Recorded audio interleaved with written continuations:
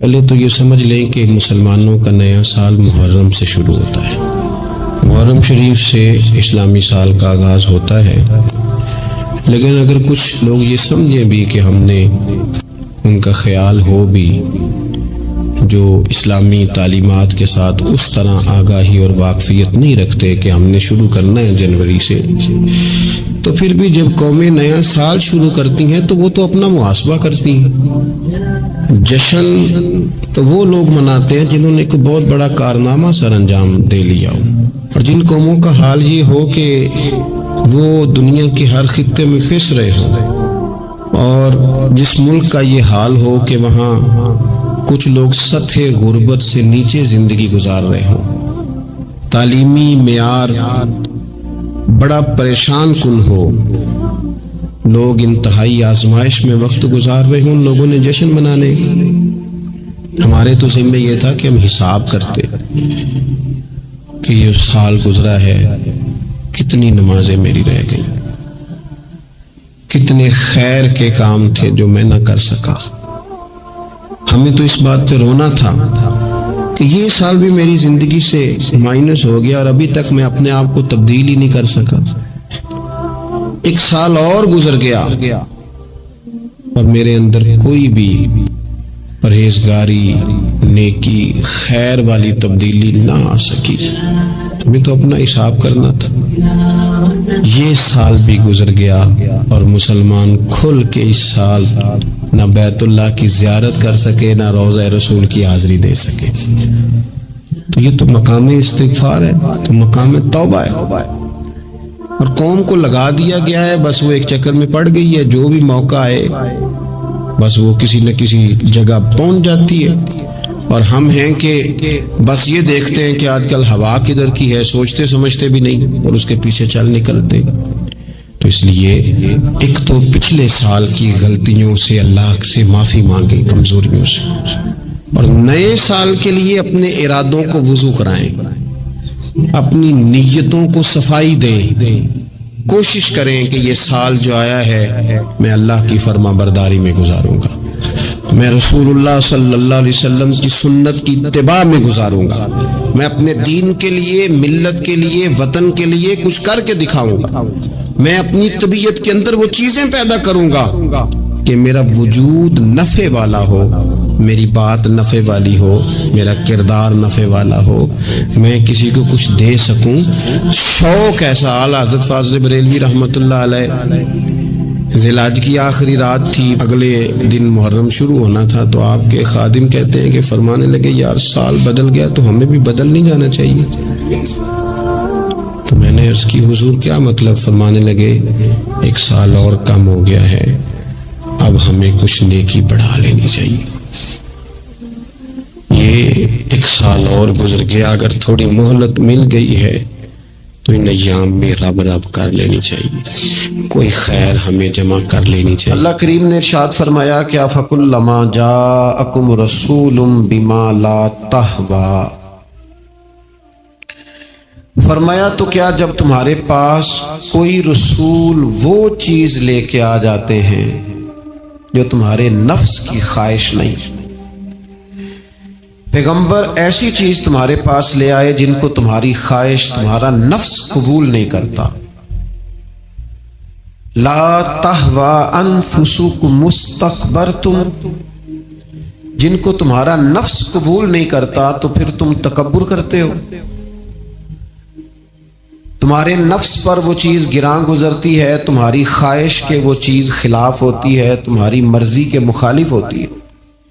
پھر وہ تم اس سے تکبر کرتے ہو۔ فَفَرِيقًا كَذَّبْتُمْ، تو ایک گروہ ان میں سے انبیاء کو جھٹلاتا ہے، معاذ اللہ، ایک گروہ کیا کرتا ہے؟ نبیوں کو جھٹلاتا ہے، نبیوں کو، اور دوسرا اس سے بھی آگے بڑھ جاتا ہے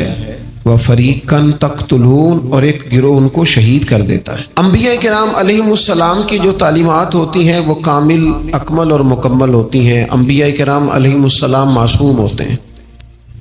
نبیوں میں معاذ اللہ نہ ظاہری طور پر کوئی نقص ہوتا ہے نہ باطنی طور پر نقص ہوتا ہے۔ اللہ تعالیٰ انبیاء کرام علیہم السلام کو بڑے قبیلوں میں پیدا فرماتا ہے،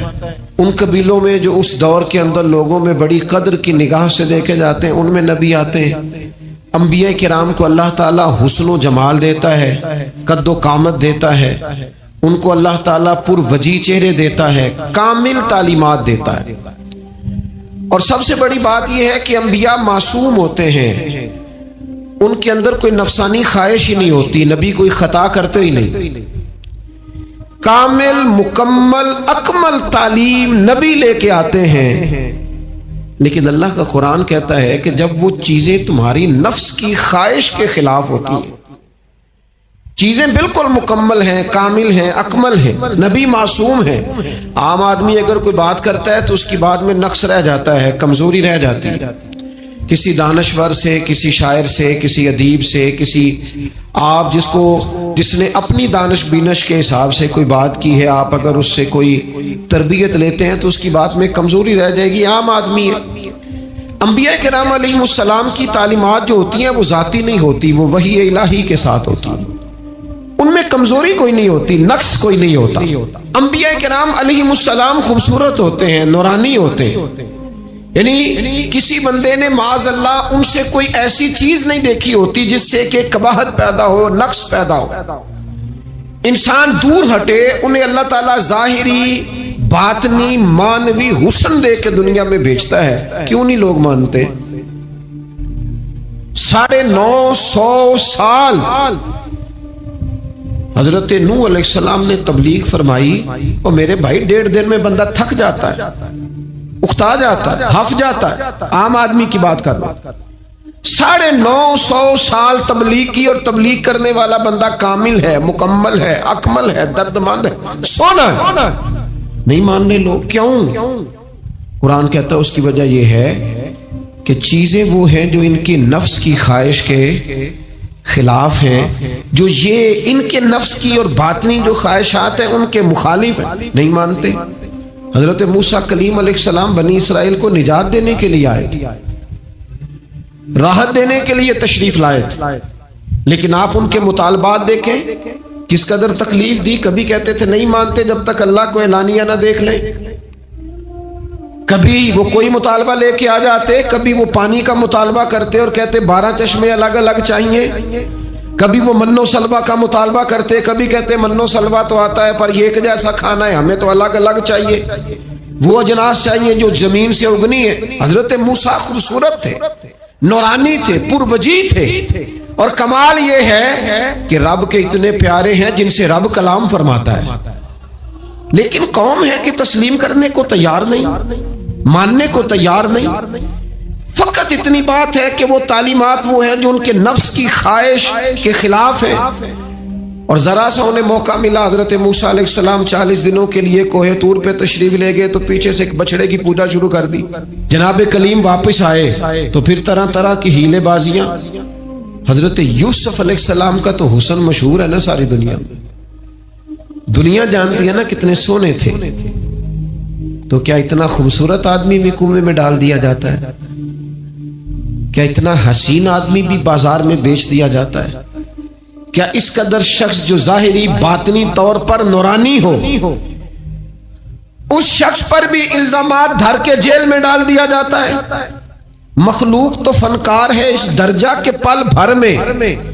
سنگے در کعبہ سے بھی اصنام تراشے،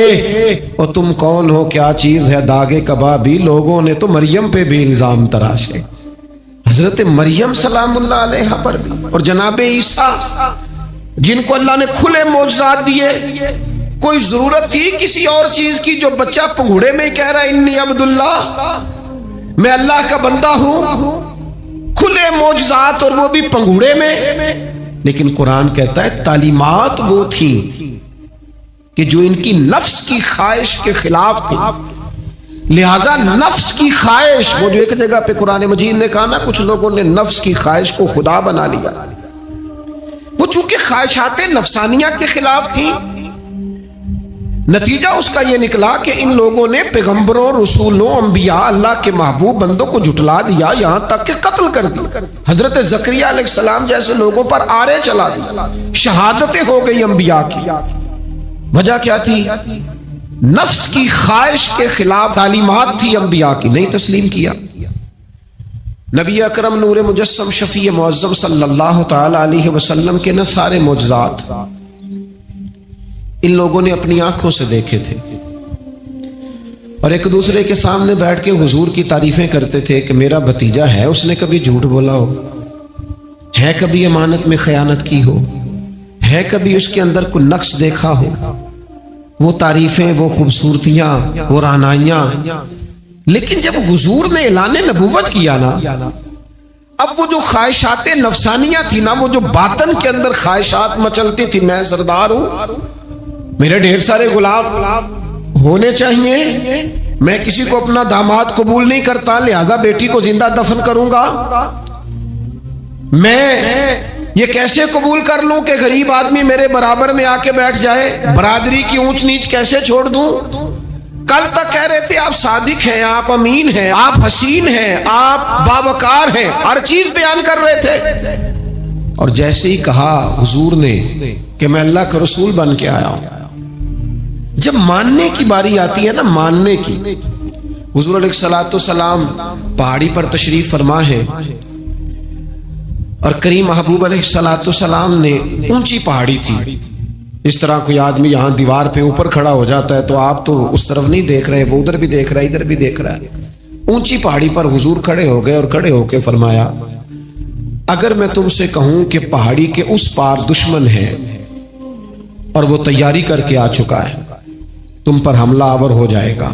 کیا میری بات مان لو گے؟ دیکھا نہیں تم نے، میں کہہ رہا ہوں دشمن ہے، تسلیم کرو گے؟ سارے مکے کے لوگ جمع تھے، کہنے لگے کیوں نہیں مانیں گے، آپ صادق بھی ہیں اور امین بھی ہیں، آپ کی زبان سے کبھی جھوٹ نکلا ہی نہیں۔ یہ خاص پیغام حسین کانفرنس میں عرض کرنا ہے آپ، بھائی میں اگر کہوں کہ اس طرف دشمن آ گیا ہے، تم نے نہیں دیکھا، میری زبان پر اعتبار کرتے ہو؟ یا رسول اللہ آپ صادق اور امین ہیں، آپ نے کبھی جھوٹ بولا نہیں، خیانت کی نہیں، 100% یقین ہے، مان لیں گے؟ یہ بات ماننے کو تیار ہیں، یہ بات تسلیم کرنے کو تیار ہیں کہ آپ صادق اور امین ہیں، تو حضور نے فرمایا جس زبان سے تم یہ ماننے کو تیار ہو نا کہ اس طرف دشمن کھڑا ہے حملہ کر دے گا، اس زبان سے یہ بھی مان جاؤ کہ میں اللہ کا سچا رسول بن کے آیا ہوں۔ آپ میری بات کو سمجھیں، تھوڑی دیر پہلے بیک وقت کہہ رہے ہیں بالکل آپ جو کہتے ہیں حق اور سچ ہے، اور اب جب کہا میں رسول ہوں مان جاؤ، تو معاذ اللہ تعالیٰ ابو لہب کہنے لگا آپ کے ہاتھ ٹوٹ جائیں، آپ نے ہمیں اس کام کے لیے بلایا تھا، طرح طرح کی بولیاں بولنے لگے۔ جب مفادات پر چوٹ لگتی ہے، جب خواہشات نفس کو چھوڑنا پڑتا ہے، جب ذرا اپنی طبیعت پر کچھ چیزیں بوجھ بنتی ہیں، میرے اصحاب قبلہ عالم فرمایا کرتے تھے ہمارے دشمن جب ہم پر تنقید کرتے ہیں تو کئی باتیں غلط بھی کرتے ہیں لیکن کچھ باتیں ٹھیک بھی ہوتی ہیں، بجائے اس کے کہ ہم اسی وقت اٹھ کے قبول کریں، تسلیم کریں کہ جناب یہ بات جو آپ نے کیا یہ بالکل ٹھیک ہے، میں کھلے دل سے اس کو قبول کرتا ہوں۔ اتنی جرت کون کرے، اتنی ہمت کا مظاہرہ کون کرے؟ وہ چیزیں جو ہمارے نفس کی خواہش کے خلاف ہوتی ہیں ہم قبول کرنے کو تیار ہی نہیں ہوتے، لیکن جو مزاج دین ہمیں عطا کرتا ہے، وہ دین ہمیں یہ عطا کرتا ہے کہ جب تم یہ دیکھو نا کہ بات جو ہو رہی ہے وہ بات ٹھیک ہے، اگرچہ میرے مفادات کی بھی خلاف ہے، اگرچہ میرے نفس کی خواہش کے بھی خلاف ہے، اگرچہ میری سرداری کے بھی خلاف، ہو سکتا ہے میرا مالی نقصان بھی، لیکن چونکہ ٹھیک ہے لہذا مجھے قبول کر لینی چاہیے۔ یہ جرت پیدا کریں اپنے دل کے اندر، یہ طاقت پیدا کریں، یہ آج کا پیغام ہے۔